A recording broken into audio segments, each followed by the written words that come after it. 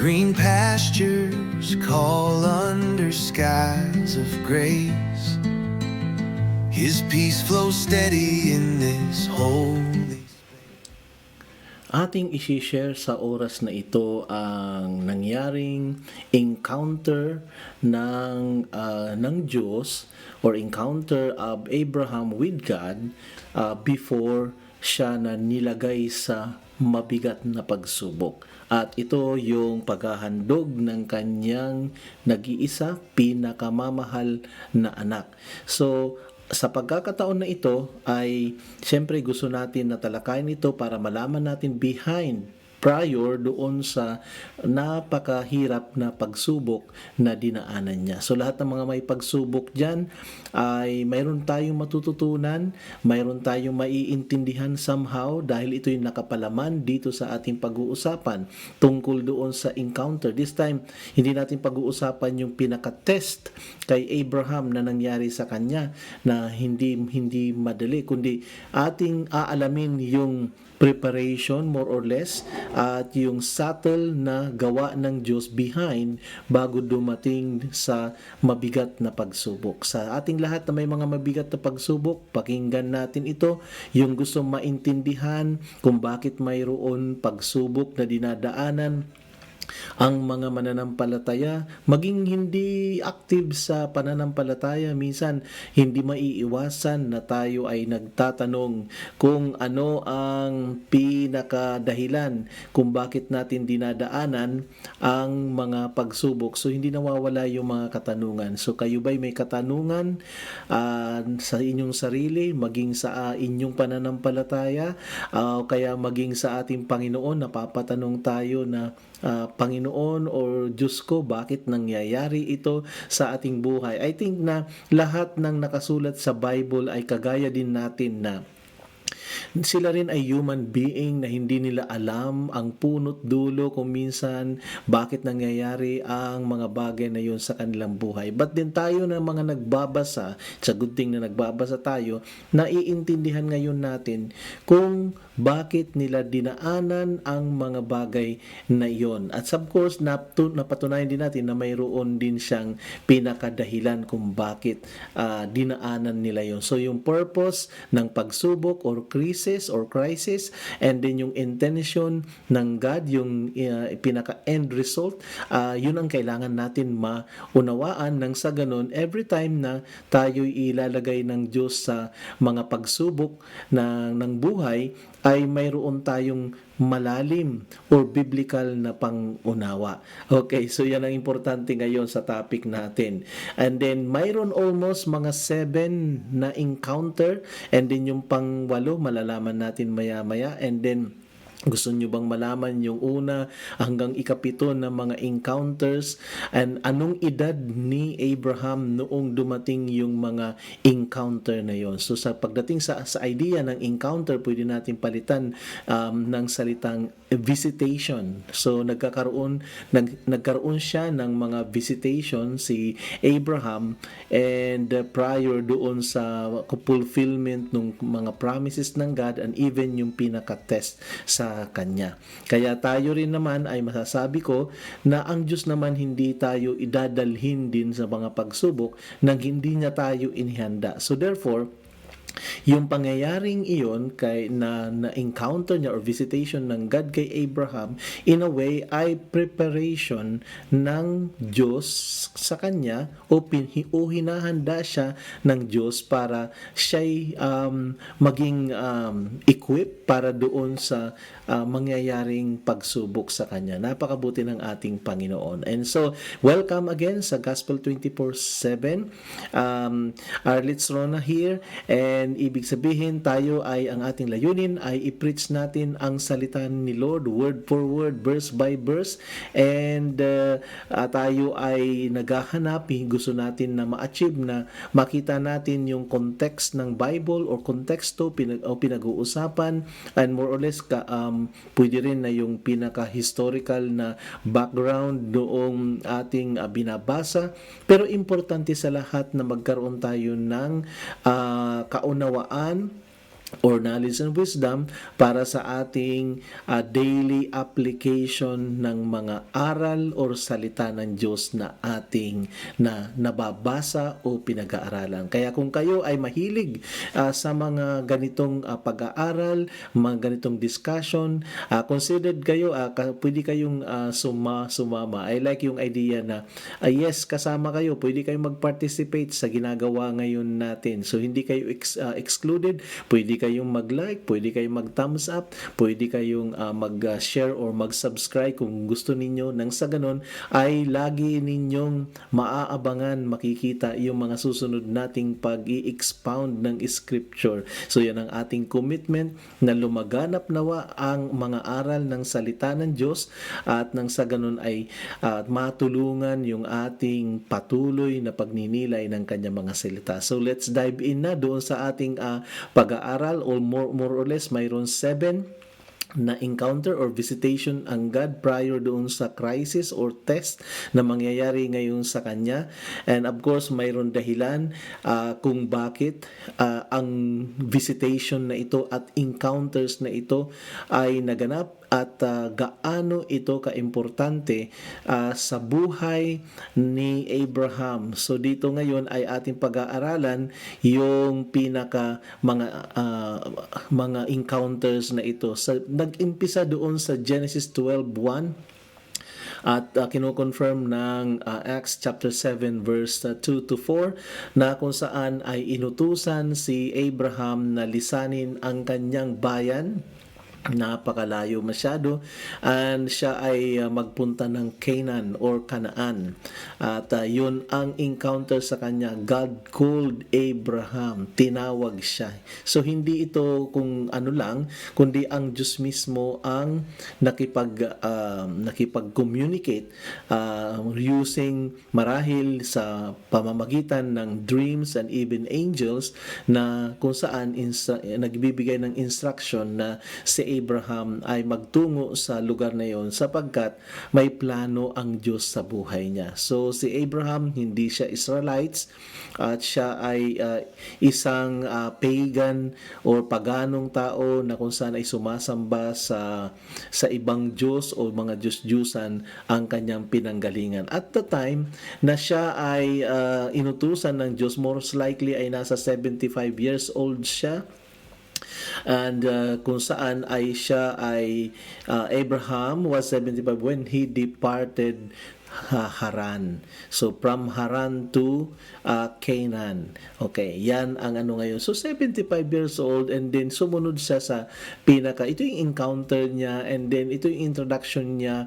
This is the first time na kanyang ma-encounter ang tunay na Diyos, because somehow sa area niya at pinanggalingan niya ay sumasamba sila sa moon god and other types of god sa local na kanilang kinalalagyan. So ngayon ay ito yung kanyang journey ngayon na ating mapapansin sa nakasulat doon sa Genesis chapter 12. Basahin natin yan, i-counter check natin yan. I'm helping you to direct doon sa mga scripture na kung saan ay pwede nyong i-verify yung ating pinag-uusapan, and then magiging interesting yung inyong pagbabasa sapagkat nagkaroon tayo ng discussion tungkol dito. And then if you are also like yung interested kayo na magkaroon ng reading and ma-enjoy nyo yung inyong Bible, ay at least itong guide na ito ay ipinapaalam natin o nalalaman nyo na ngayon siya. So second encounter ngayon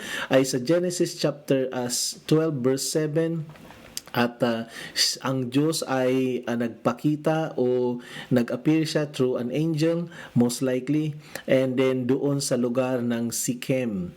At pinangakuan siya na kung saan ay yung lupain at kanyang mga inapo ay ibibigay ng Panginoon. So yon ang pangalawa ngayon na encounter niya. 75 years old pa rin siya dyan, and then follow up siguro ito na encounter niya. So kinausap siya doon sa lugar na yun ng Sikhem, and isang place ito siya, and dahil doon ay may pangako, mayroon covenant si Lord, mayroon siyang promise na kung saan ay dahil siya nga ay sojourner or siya ay traveler, wala naman siyang lupaing sarili sapagkat iniwan niya yung lupain, magulang, kapatid, kamag-anak. Actually, hindi niya iniwan ng lubusan sapagkat dinala niya si Lot, which is half obedience ang nangyari doon. Anyway, yun ang encounter ngayon, at dito ngayon sa pangalawa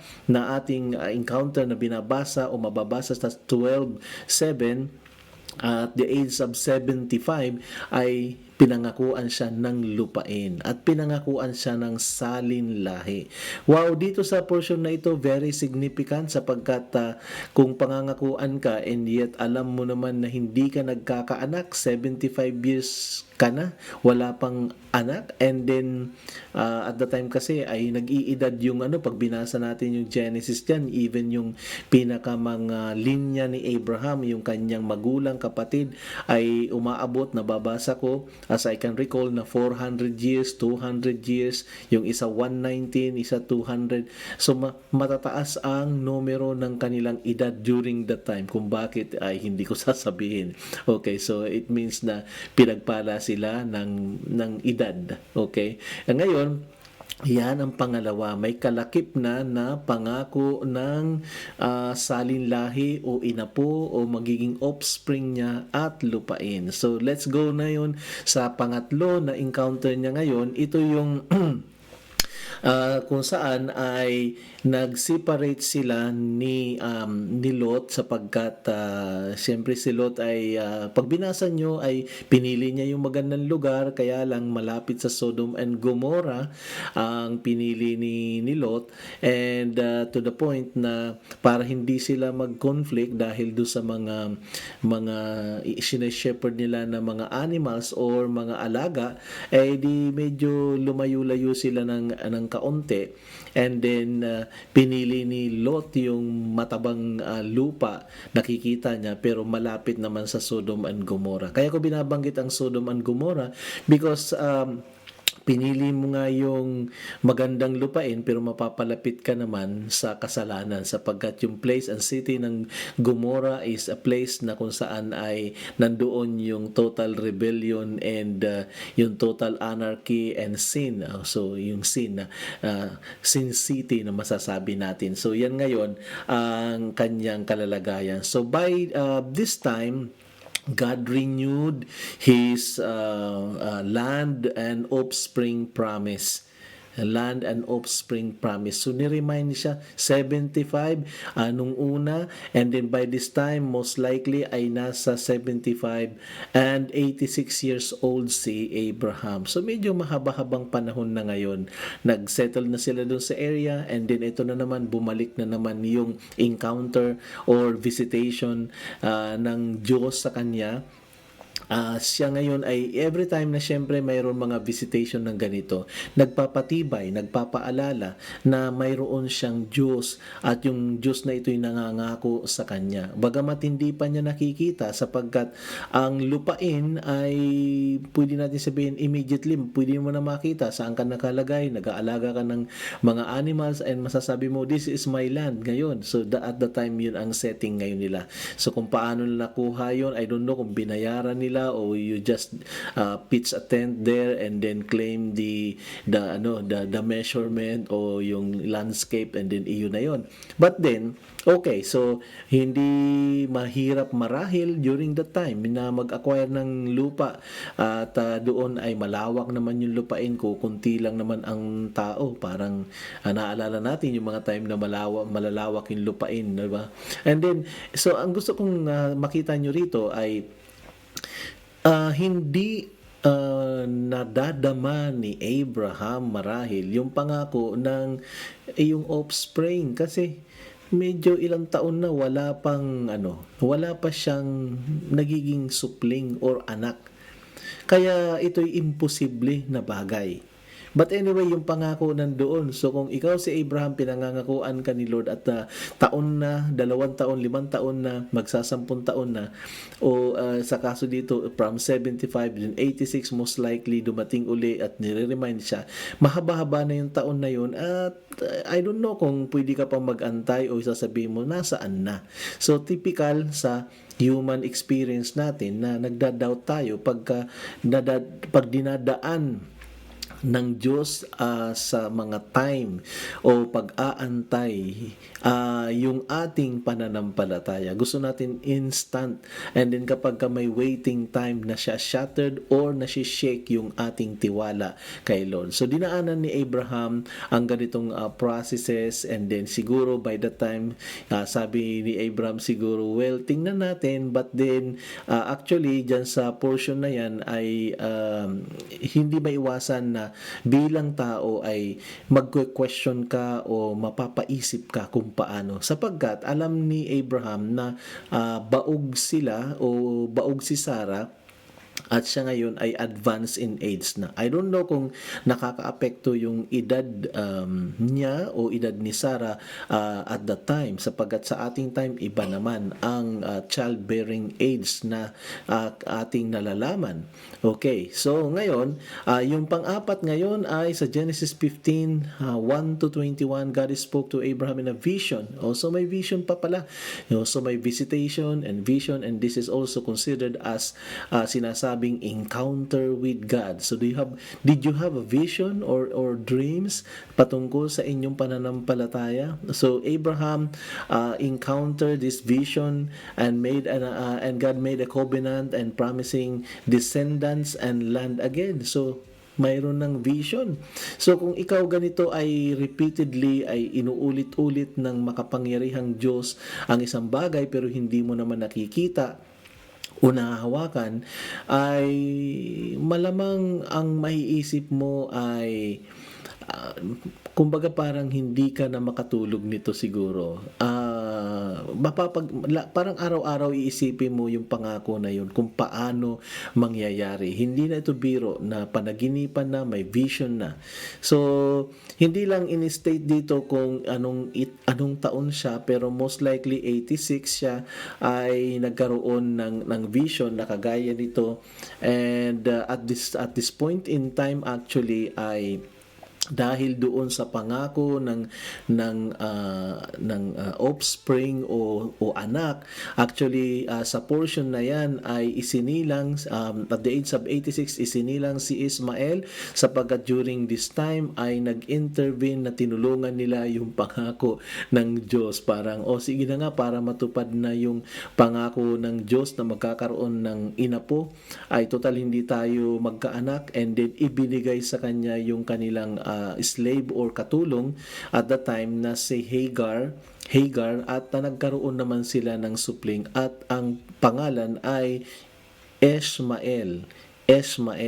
So yan ngayon ang kaya lang ito ay naging anak niya out of wedlock na sinasabi, or out doon sa covenant ng wedding. So hindi yun aprobado ng Diyos. Dito ay it is a mistake, although mayroon pangako, dinefy nila yung vision and promises ng God. Inunahan nila, ginawa nila ng paraan yung bagay na iniisip nila na imposible. Now, nakakatuwa sapagkat human experience talaga kung minsan inuunahan natin ang Panginoon. Parang nangunguna tayo, nagsasarili tayo ng gawa, sa halip na hayaan natin na ang Diyos ang mag-fulfill noong vision, yung faith o bagay na pinakikita niya sa iyo. Instead, doon sa natural na proseso ng pagdating ng biyaya ay medyo nag-extraordinary minsan tayong mga tao para in a way ay makuha natin yung ating pangarap o pananampalataya. In this case ay careful dapat na kapag gaganon at dinadaanan natin yung ganyan di mga bagay, wag natin in a way ay tutulungan ang Diyos o kaya pangungunahan ang Diyos. So dahil diyan kailangan natin ng proper discernment and knowledge from the scripture kung kailangan ba natin kumilos o hindi dapat kumilos. Okay, I think pagdating sa mga kalaban at nang aapi sa iyo, ang sinasabi ng Lord, vengeance is mine. So kung minsan gusto nating unahan at gawan ng paraan ang Diyos at tayo yung naghihigante at hindi tayo nananahimik, at dahil doon ay maaring magkaroon at kadalasan nagkakaroon ng negative na effect at pabalik sa atin. Unlike kung si Lord na ang gumawa ng kaparaanan at ikaw ay nakaiwas sa pagkakasala and then wala kang pananagutan.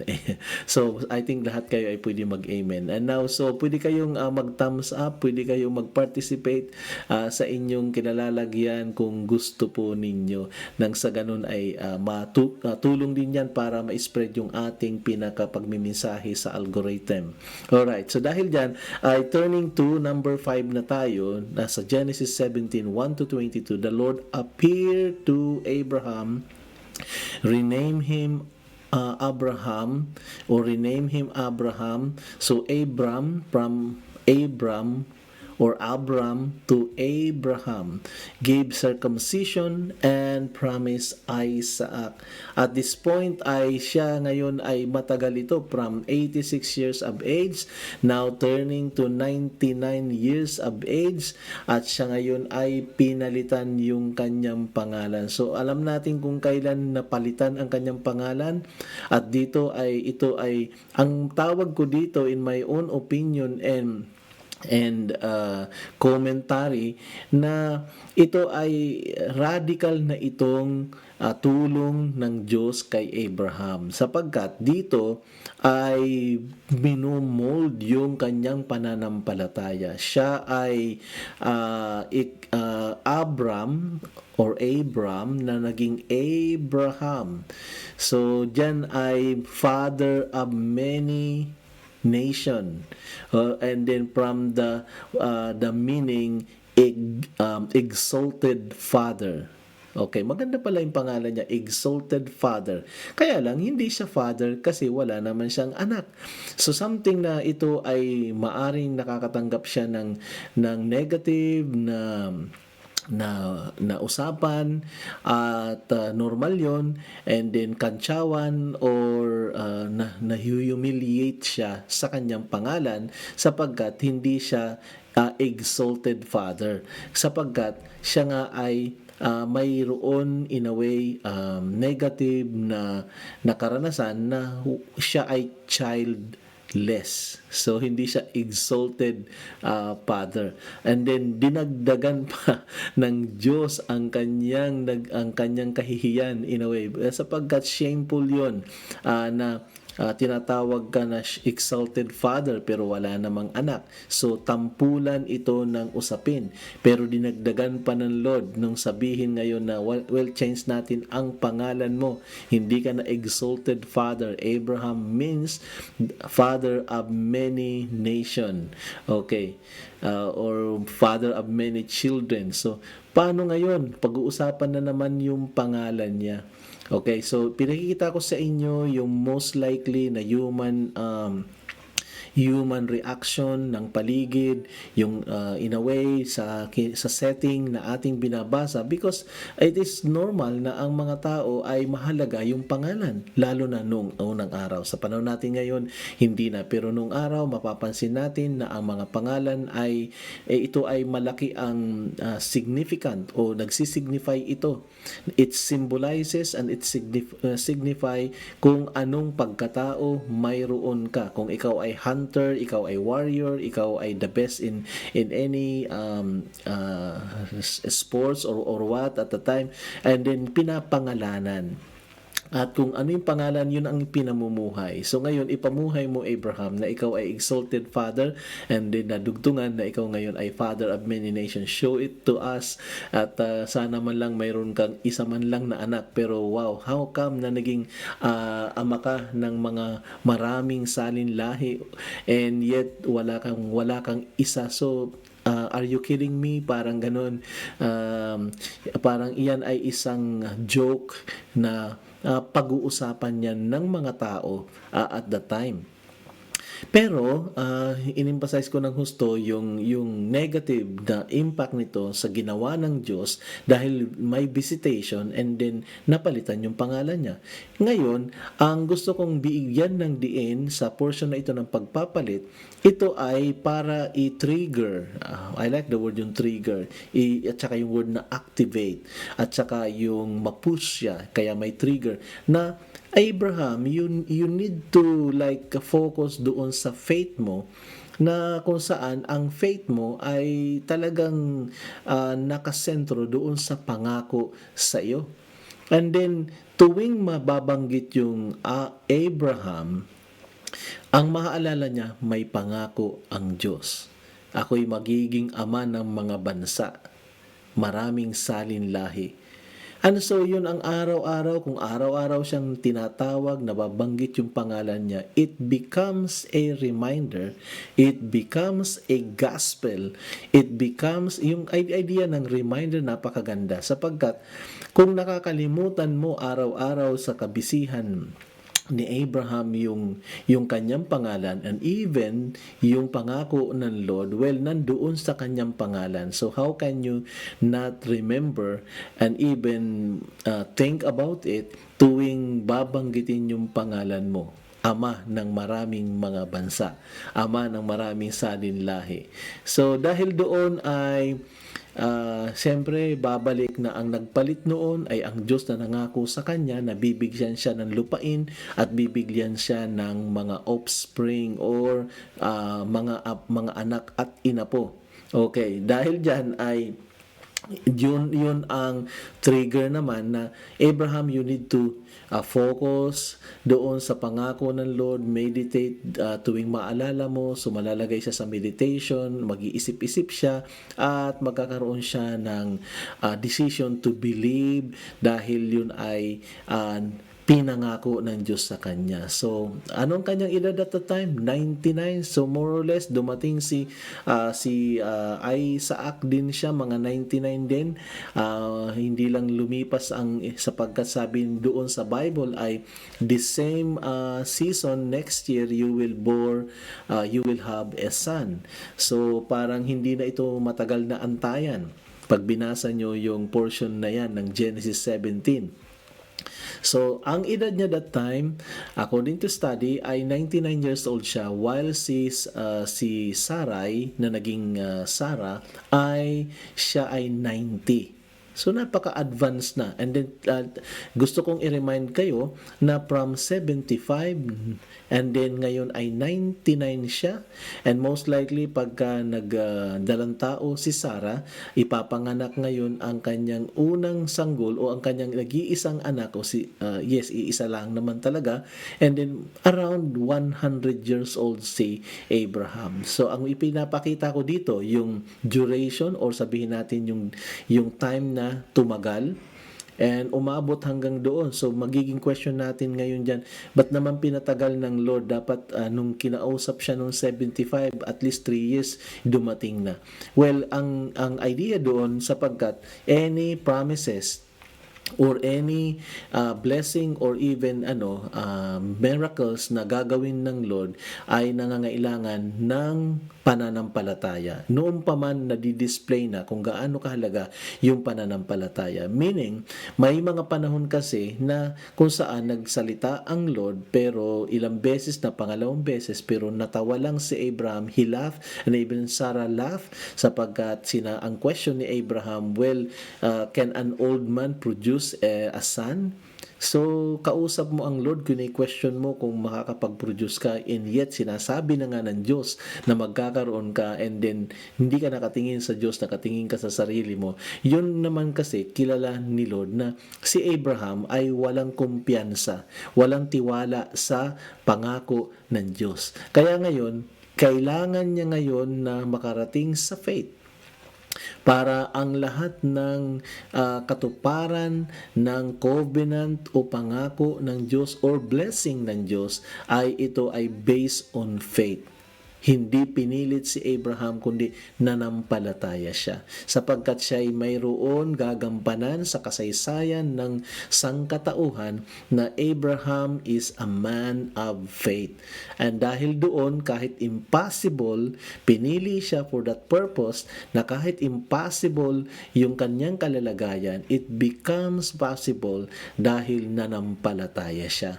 Okay, so napakaganda. In addition to that, of course, Abraham was justified because he believed in God. In another scripture, Abraham was considered or declared righteous by God because of faith. So Abraham was a model of faith. Yun ang kinalabasan ngayon. But then yung model na Abraham about sa faith, imagine mo, inabot ng 25 plus year and almost more or less ay 24 years, 25 years bago niya natanggap yung katuparan ng pangako ng Diyos na bunga ng pananampalataya. So dito marirealize natin kung nanampalataya lang siya yung first year ng encounter at lubos siyang nagtiwala, baka hindi na umabot ng 25 years ang kanyang biyaya. So nakaka-relate ba kayo na kung minsan pwede rin na baka hindi pa dumarating ang biyaya mo sapagkat hindi pa lubos yung calling mo sa pananampalataya. May problema, may sabit, mayroon hadlang, may doubts at hindi lubos. Kaya i-check lang natin yan at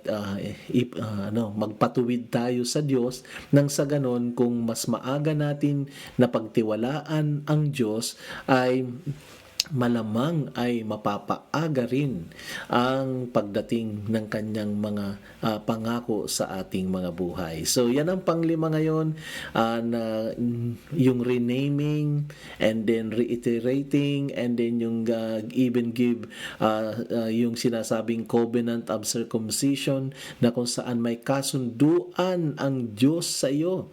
Abraham, ikaw ay circumcised just to say na ang Diyos ay kasundo mo o may kasunduan sa iyo. God has a covenant with you and you have a covenant with Him. So imagine mo yung naging choice o processes yung at the time ng kanyang edad ay siya'y na-circumcise. At doon makakalimot ka pa ba? Hindi ka makakalimot. O tuwing umaga, paggising mo sa umaga at ikaw ay mag-CCR ay maaalala mo na bakit nangyari ito sa iyo sapagkat ang Diyos may kasunduan sa iyo. Ngayon ko lang nasabi yan, kung nai-imagine nyo, naintindihan nyo sinabi ko, yun na yun. Okay, so yun ang umpisa. Alright, so dito ay nandyan siya ngayon sa puntahan natin ngayon, I mean yung pinaka pang-anim na visitation ng Diyos sa kanya. And also, nakalagay sa Genesis 18. So, nasa Genesis 18 na tayo, 1 hanggang 33 verses, na kung saan ang Lord ay nag-appear sa kanya doon sa oaks, by the oaks of Mamre. Isaac birth was promised for the next year. Ito na.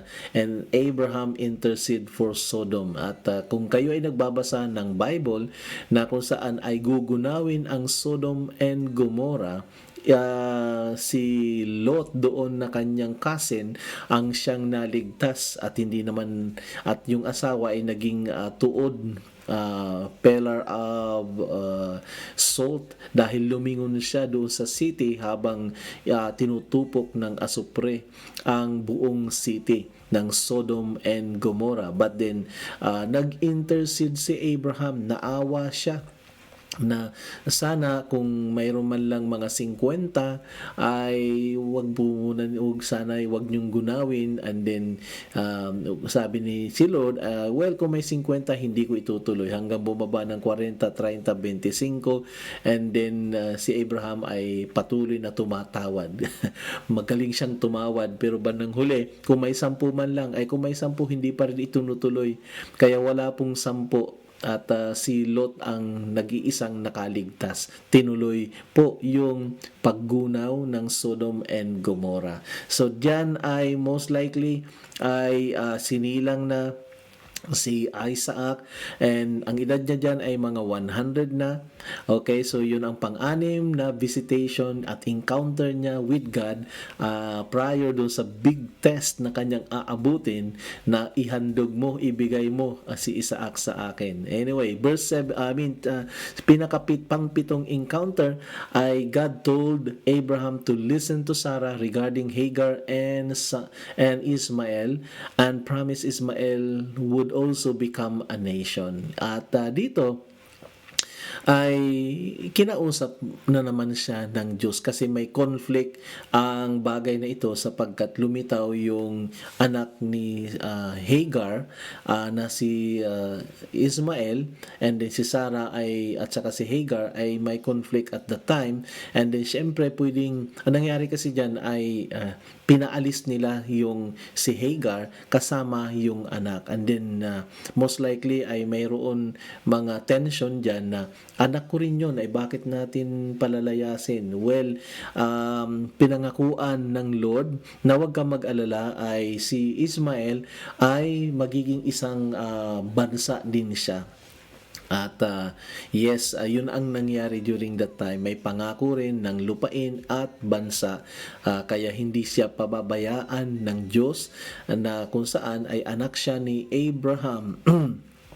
And then hindi ito ibig sabihin hindi ito mapapahamak along the way.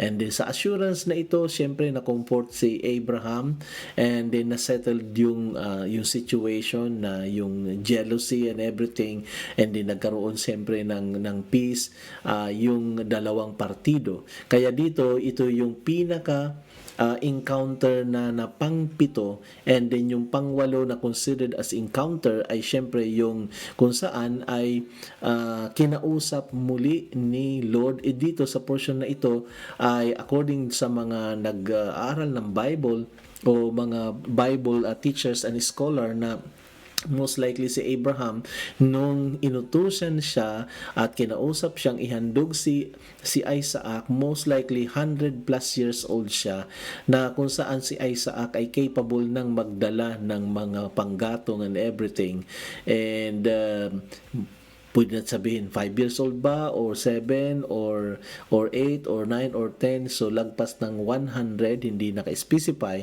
nung time na inutusan siya for the last time na mayroon tayo mababasa na encounter na si Abraham ay tinest ng Lord kung kanyang ibibigay ang kanyang nag-iisa, pinakamamahal at mahal na anak. So yan ngayon ang pinaka 7 to 8 na encounter prior sa pagdating nung test na ito. Kaya bakit natin pinag-uusapan? Sapagkat gusto kong sabihin sa portion na ito na inihanda ng Diyos si Abraham doon sa mabigat na order and command na yun. Hindi yun bigla-biglaan na lamang, kundi along the way ay training siyang manampalataya at prinove ng Diyos na tapat siya sa kanyang pangako, and yet madali lang magsabing, okay Lord, naniniwala ako tapat ka sa iyong pangako, pero kung dumating yung time na biglang yung utos ay opposite doon sa pangako, ang tanong ay magtitiwala ba si Abraham o hindi? That's also a good question sa atin, na kung dumating sa ating relasyon sa ating Panginoon na mayroon siyang nire-require sa atin na pagbabagong buhay o pag-aalis ng isang bagay, negosyo man, trabaho man, or activity man na bagay na kinahihiligan natin, and this time dumating ka sa panahon na mayroon sinasabing prompting and message sa iyo na you need to get out or to stop doon sa activity na yon or lifestyle na yon. Ang tanong ay, ibibigay ba natin natin? I-give up ba natin? Isusurrender ba natin? So kung ano ang inyong sagot sa bagay na yan, based sa ating pinag-aaralan, pwede nyong isulat, pwede kayong mag-react sa portion na iyan. Ibibigay mo ba? Are you willing talaga? Kung naniniwala ka kay Lord, yes, siyempre, ang dapat maging action natin ay alam nyo na. Kung naniniwala ka sa eternal life, sa pangako ng ating Panginoon, alam mo na may mga mahalagang bagay na maaring mas mahalaga pa. And yes, hindi maaari, kundi talagang real na mas mahalaga pa sa mga bagay na kinoconsidered nating mahalaga. So number 1, doon sa reason ng test na ito, bago kung bakit darating ito, it's because na gusto ng Diyos na ma-reveal yung tunay na takot at tunay na bagay na mahal or pagsunod ni Abraham kay God. So, matatakot ba siya? Okay, matatakot ba siyang ihandog o yes, sundin yung inuutos sa kanya? At siya ba'y magkakaroon this time ng immediate obedience or delayed obedience or half obedience? Ito yung pinaka moment of truth na sa buhay, relasyon ni Abraham sa Diyos. Kung mangyayari ba yung mga fear na ito. Pinag-aralan natin before yung mga failures ni Abraham, ay sa doon yung natatakot siya sa kanyang buhay, kaya nagsisinungaling siya about kay Sarah at sinasabi niya doon sa mga places na pinuntahan nila ay sister ko yan, hindi yan wife ko. Because natatakot siya'y patayin. So this time, maaring ito rin ang gustong alisin ng Diyos sa kanya na makonquer ni Abraham ang kanyang fear. So ito ay para ma-reveal, ma-expose si Abraham kung nasaan siya sa relasyong ito. So I hope na naintindihan nyo yung pinaka number 1. Pakita natin yung title natin, to reveal Abraham's true fear and obedience to God. And then yung pangalawa, to prove Abraham's faith in God's promises. At ang promise doon, syempre makikita ninyo, naintindihan ninyo na mayroon offspring and mayroon land at saka mayroon mga bansang i-raise ang God, at yun ay sa pamamagitan ng kanyang lahi o along doon sa kanyang lineage ay magaganap yung maraming mga lahi. And then, kung babasahin nyo yung chapter 22 ng Genesis, pinangangako doon sa almost sa last part ng verse na yon, 18, verse 18, na kung saan ay pinangangakuan siya na nations will be blessed through you. Now, kung ating bibigyan yun ng pag-i-expound yung salitang yung nation will be blessed through you, at isa doon, I can point it out directly and without any hesitation na yes, because yung Savior ay nagmula doon sa lahi from the tribe of Judah, na kung saan I can be traced back doon sa lahi ni Abraham. And in fact, nung sabihin ng Diyos na nations will be blessed through you, because indeed, pag inimagine natin ngayon, ang naging Savior of all na kung saan ay magliligtas sa mga kaluluwa ng mga bansa, hindi lang ng bayan na hinirang ng Diyos, kundi lahat actually ng mamamayan bansa na tatanggap doon sa seed na kung saan ay tinuturing na si Jesus Christ, yung seed ng kaligtasan, binhi ng kaligtasan, at ito'y binhi mula doon sa linya ni Abraham, natupad sa ating panahon 2,000 years ago actually, na ang pangako ng Diyos kay Abraham na siya'y panggagalingan ng pagpapala ng lahat ng mga bansa. So he was not talking about money, he was not talking about land, but he was talking about the spiritual salvation na kung saan ay magmumula sa kanyang lipi or lahi na magiging pagpapala sa lahat ng mga bansa. Hopefully nga ay ma-avail yan ng lahat ng mga bansa, and in fact nangyayari na iba't ibang mga bansa ay kumikilala sa iisang Diyos na kung saan ay nakatagpo ni Abraham, the God of Jacob, the God of Israel, the God of Abraham. Okay, so yan ang mga pangako kung siya ba ay magtitiwala kailangan mabigyan ng ito ay to prove ang test na ito kung siya ay hindi mag-aalinlangan. At dahil doon ay nagtagumpay naman yung test na yon, alam natin na nangyari. But we will not mention yung or any discussion about those, but then alam natin sa conclusion ay naging matagumpay yung test na yon, finally na kung saan ay na-please naman ang Lord. Thirdly, which is the last one, na reason for the test actually, and then yung sinasabi bakit nagkaroon ng encounter, kasi leading dun sa test na yon, ang purpose noon ay to show God Himself na kung saan ay nagbibigay o provider. God will show to Abraham that He is a provider. Mahirap kasi yung test na yon sapagkat yung anak ang isasalang. But then paano mangyayari pa rin yung pagsamba na kung saan ay kalooban ng Panginoon without na kung saan ay magkakaroon ng hurt at mai-slay yung si Isaac at the time.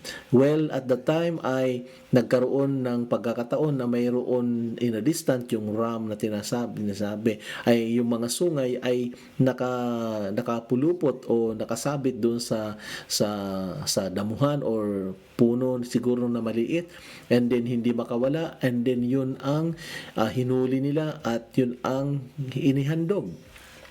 Now, paano naman nangyari na mayroon doon at doon ay bundok ng Morea? Well, maybe maraming animals doon or what, but then niloob ni Lord na na-replace yung bata at napalitan ng animal sacrifice at naging burnt sacrifice, and then dahil doon ay natuwa si Abraham at even yung declaration niya na ang Diyos ang magbibigay, God will provide, and then provide naman ni Lord ayon sa kanyang pananampalataya. Imagine mo yung tanong na yon ng kanyang anak, sino pong ihahandog natin?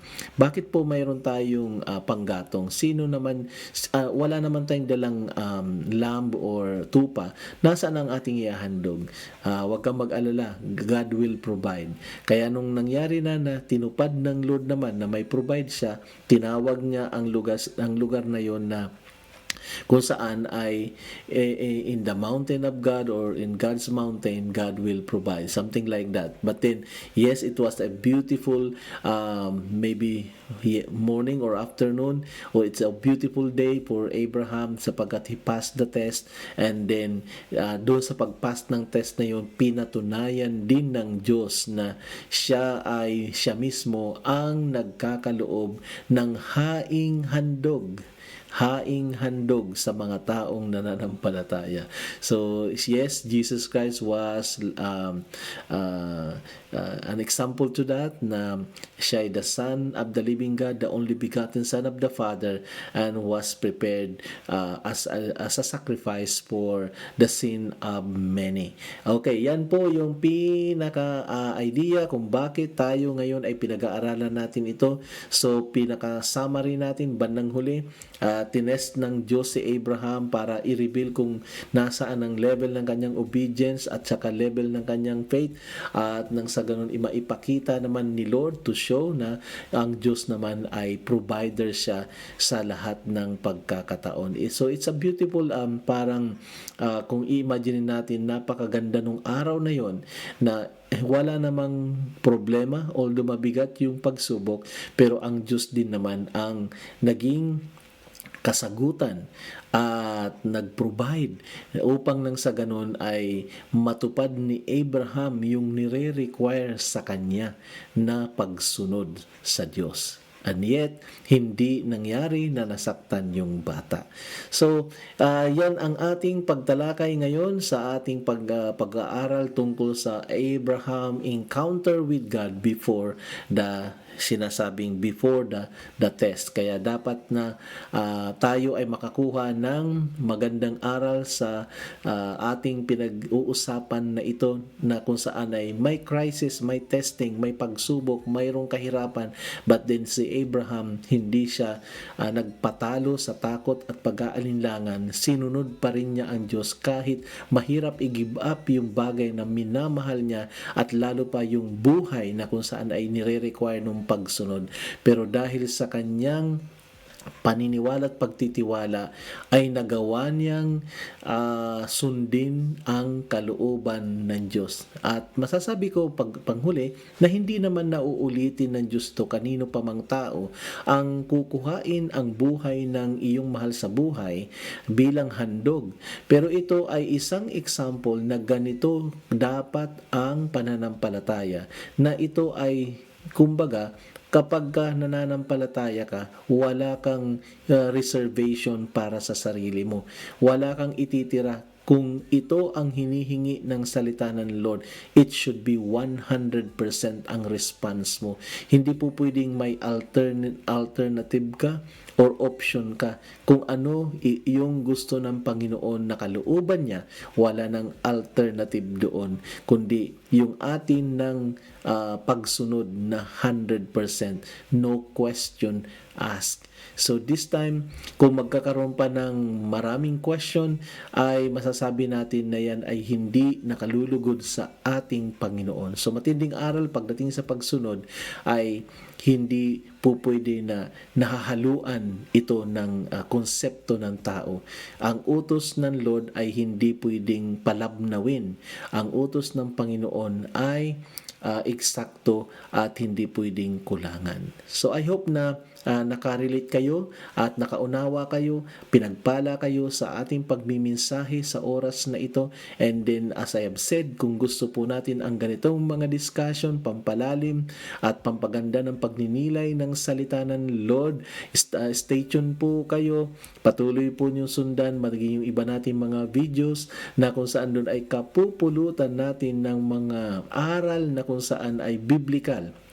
At yan ang pangako natin na hindi tayo makapagbigay ng mga aral na kung saan ay turo lang ng tao. Gusto natin yung konsepto na tinuturo ng Bible, yung standard ng Bible at saka yung sinasabing authority ng Bible. At yun ang ating prayer na lagi tayong tulungan sa ating mga discussion nang sa ganun ay matuwa ang ating Panginoon at marami pang makakilala sa Kanya. So sa panghuli ay ito po ang inyong lingkod na gustong makasama ninyo sa inyong study, pagninilay at pagbabasa ng salita ng Lord, at sa oras na ito at least ay nagkaroon kayo ng malawak na pangunawa tungkol sa nangyari sa buhay ni Abraham. Until next time, God bless you.